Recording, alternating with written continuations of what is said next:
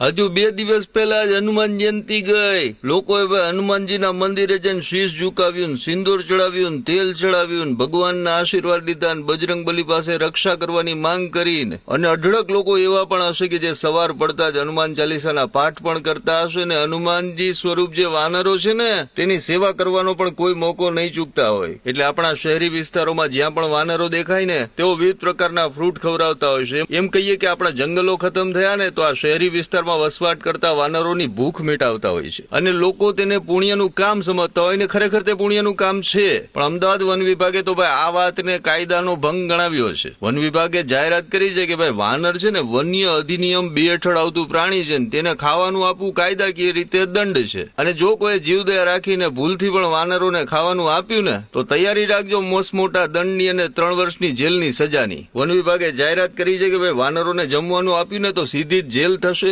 25,000 રૂપિયાનો દંડ પણ થશે. અને વન વિભાગે એટલા માટે આ નિર્ણય લીધો છે કેમ કે શહેરી વિસ્તારોમાં વાનરો છે ને એ ઘણા લોકો પર હુમલા કરે છે એવા બનાવો સામે આવ્યા છે. પણ અહીં સવાલ એ થાય કે જો વાનરોને ખાવાનું જ નહીં આપો તો એ હુમલા નહીં કરે કે પછી વાનરો શહેર છોડીને જતા રહેશે? અને વાનરો શહેર છોડીને જાય તો જાય પણ ક્યાં? કેમ કે જે જગ્યા પહેલા જંગલો હતો ત્યાં કોન્ક્રીટની બિલ્ડિંગો બની ગઈ છે. ત્યારે વન વિભાગે લીધેલો આ નિર્ણય તમને કેવો લાગ્યો? કમેન્ટ કરીને જણાવો. અમારી તમામ માહિતીથી અપડેટેડ રહેવા માટે જોડાયેલા રહો ત્રિશુલ ન્યૂઝ સાથે.